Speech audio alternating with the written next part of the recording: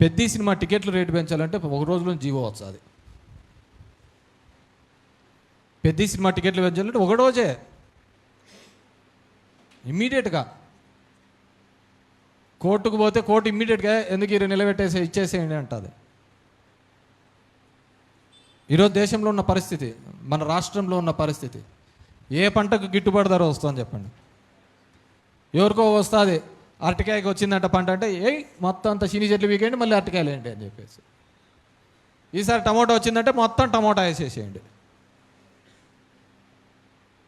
వ్యవసాయం ఎంత అధ్వానమైన పరిస్థితులు, విద్య వైద్యం ఏ విధంగా ఎంత అవస్థలు పడుతున్న పరిస్థితి. చివరిగా అదే మనకు అలవాటైనది, సర్దుకుపోవడం అలవాటు పడిన సమాజం తయారైపోయింది. ఈ దేశ జనాభా 120 కోట్ల జనాభా, 142 కోట్ల దేశ జనాభా అయితే అప్పు 239 లక్షల కోట్ల అప్పు. 67 ఏళ్లలో అప్పు అయినది 55 లక్షల కోట్లు. 67 ఏళ్లలో కేవలం ఈ 11 సంవత్సరాలు మోడీ ఒక్కడే చేసినది 185,000 కోట్ల అప్పు. 185 లక్షల కోట్ల అప్పు ఎవరికి పోయింది? ఇంతకుముందన్న ఏదో రుణమాఫీలు అవి ఇవి అన్నా చూసినాం. రాజశేఖర రెడ్డి, మన్మోహన్ సింగ్ ఉన్నప్పుడు ఇట్లా కరువు దీంట్లో కింద ఉన్నప్పుడు ఇన్సూరెన్స్లో, విదర్భ ప్యాకేజీలో అని చెప్పేసి రైతులకు రుణమాఫీ అన్న చూస్తాను. ఇప్పుడు ఎవరికి పోతానే? నిన్ననే చూసాము ఒకటి, రాజేష్ మెహతా అని నేను చూసాం. 15 లక్షల కోట్ల మోసం జరిగింది అని చెప్పేసి సెబీ కనుక్కుంటే, ఎల్ఐసి కూడా 2,000 కోట్ల రూపాయలు పెట్టుబడి పెట్టింది, దాంట్లో ఒకటే రోజు 1,600 కోట్లు లాస్ అయింది అని చెప్పేసి. వాడు గుజరాతోడే పాపం, వాడు గుజరాతోడే. 2 గుజరాతోళ్ళు ఈ దేశాన్ని నమ్మి పడేస్తున్నారు. ఏడబెట్టాం ఈ అప్పంతా, యాడికి పోయింది ఈ లెక్కంతా? సౌకర్యాలు పెరిగాయా? సంపద పెరిగిందా? ఉపాధి పెరిగిందా? విద్యారంగం బాగుపడిందా? వైద్య రంగం ఉచిత వైద్యం అందిస్తోందా? ధరలు అందుబాటులోకి వచ్చాయా? ఇంధనం అంతెత్త ఎత్తులో ఉందా? ప్రభుత్వ సంస్థలు స్థాపించబడ్డాయా? ప్రైవేట్ రంగం కట్టడి చేయబడిందా? రైల్వేలో సామాన్యుడి భోగిలు పెరిగాయా?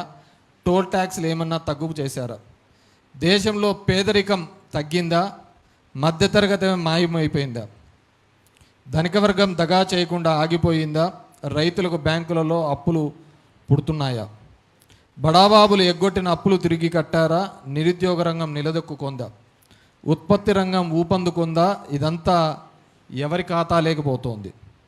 ఏడబెట్టాం ఈ అప్పంతా, యాడికి పోయింది ఈ లెక్కంతా? ఎక్కడికి పోయారు ఈ దేశభక్తులంతా? మూగబోయిందా ఈ మేధావి వర్గం అంతా? మనం ప్రశ్నించకపోతే భవిష్యత్తులో అంతా కూడా మన జీవితాలు ప్రశ్నార్థకమయ్యే పరిస్థితి ఉంది. అలాంటి దౌర్భాగ్యమైన పరిస్థితులలో ఈరోజు ఉందాం. అంత ఇబ్బందికరమైన పరిస్థితి. ఎందుకంటే నేను చూశాను, చంద్రబాబు నాయుడు గారు, లోకేష్ ఇక్కడ చూసినప్పుడు నేను ఆయిల్ ప్రైజులు తగ్గిస్తాను.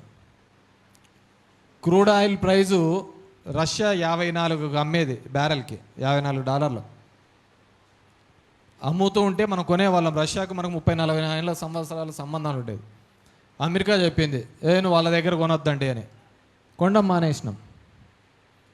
మళ్ళీ యుద్ధం వస్తానే, ఇరాన్ యుద్ధం వస్తాను మళ్ళీ కొనమన్నాడు. వాడు తగ్గినన్నాడు. నేనెందుకు తగ్గిస్తాను, అసలు రేటుకే ఇస్తానన్నాడు. ఎవరి కోసం బానిసగా బతుకుతున్నాడు?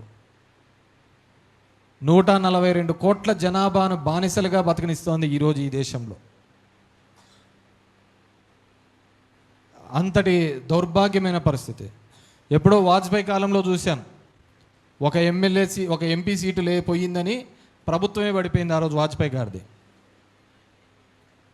ఈరోజు అధికారం కోసం ఎన్ని పార్టీలైనా జీలుస్తూ ఉంటాం, ఎంత నేను చూస్తున్నాం. మొన్న జరిగిన సమాజ్వాదీ పార్టీ షిండే దగ్గర మొదలు పెడితే ఈరోజు తృణమూల్ పార్టీలో జరిగే చీలిక దగ్గరకు మొదలు పెడితే దీది దగ్గర బెంగాల్లో. ప్రతి చోట ఒక రాజకీయ విన్యాసమే తప్ప ఇంక వేరేది ఏంది కనపడలేదు. ప్రజల గురించి ఆలోచించలేదు. నాకేదైనా ఇబ్బంది వచ్చింది అని చెప్పేసి ఎవడైనా మాట్లాడితే దేవుడు మా పేరు తీసుకొని వస్తాం. నాకు తెలిసి మతం పేరు పెట్టుకొని దేవుడి పేరు పెట్టుకొని మామూలుగా ఆడాయిడ బాబాలు వచ్చిన సందర్భం చూసాం, కానీ రాజకీయాలు చేసి ఎలక్షన్లు గెలిచిన సందర్భం ఫస్ట్ టైం చూస్తాను. ఇక్కడున్న బీజేపీ వాళ్ళకంటే నేను ఎక్కువ గుళ్ళకు పోయింటా. మన దేవుళ్ళని నమ్ముతాం, వాళ్ళు అమ్ముతారు, అంతకంటే తేడాలే. అంతకుమించి వేరేది ఎక్కడ కనపడదు.